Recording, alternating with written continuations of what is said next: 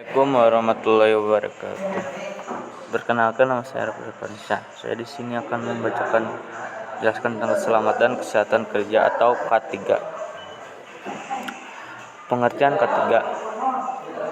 K3 adalah upaya perlindungan yang ditunjukkan agar pekerja dan orang lain yang berada di tempat kerja selalu dalam keadaan selamat dan sehat.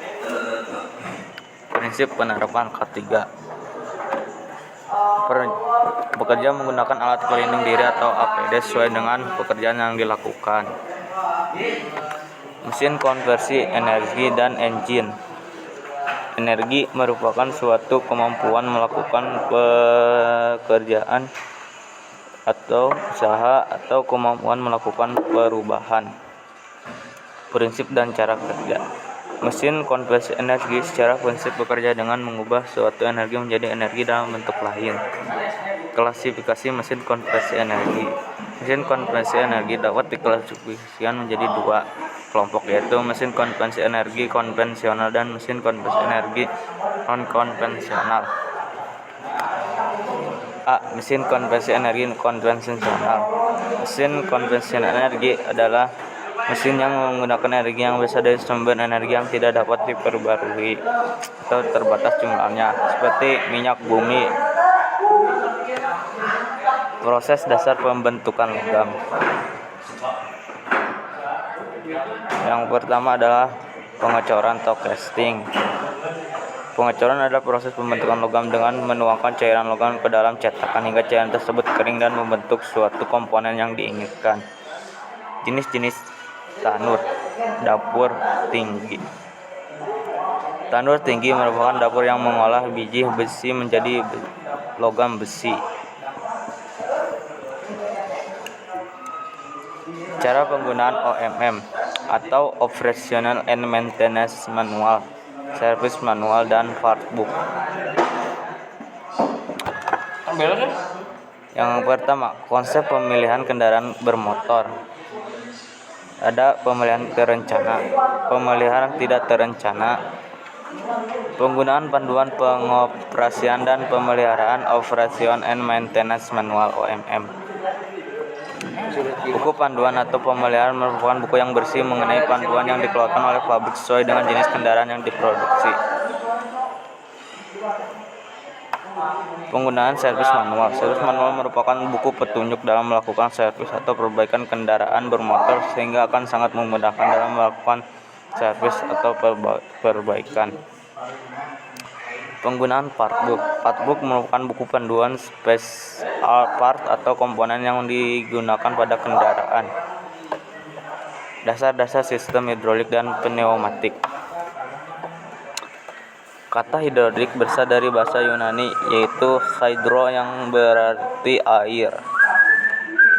Yang pertama, cara fungsi hidrolik sebagai berikut: meneruskan daya dan tekanan yang dihasilkan, melumasi bagian-bagian yang harus bergerak, mendinginkan temperatur komponen yang bergerak menjadi bantalan jika terjadi hentakan tekanan pada setiap akhir langkah, mencegah terjadinya karat atau korosi, mengirimkan sinyal atau isyarat, menghanyutkan partikel-partikel kecil yang terkelupas dari komponen. Prinsip kerja sistem hidrolik. Prinsip kerja sistem hidrolik sama seperti hukum Pascal. Hukum Pascal menyatakan bahwa tekanan yang diberikan zat cair dalam ruang tertutup akan diteruskan ke segala arah dengan sama besar. Pascal yang digunakan pada sistem hidrolik. P sama dengan F dibagi A dengan P tekanan, N garis miring M/2, F gaya pada silinder, N dan A luas penampang silinder meter persegi. Dasar kelistrikan dan elektronika. Listrik merupakan salah satu energi yang sangat bermanfaat bagi kehidupan manusia. Listrik telah banyak dimanfaatkan dalam berbagai bidang, termasuk dalam bidang otomotif. Besaran-besaran listrik. Yang pertama adalah arus listrik. Merupakan arus yang membuat sejumlah elektron bebas yang bergerak melewati sebuah penampang kawat dalam satuan waktu tertentu. Sistem kontrol dan sensor. Pengertian sistem kontrol. Sistem kontrol melakukan suatu sistem pengendalian terhadap satu atau beberapa variabel sehingga variabel tersebut berada pada suatu nilai atau kondisi tertentu.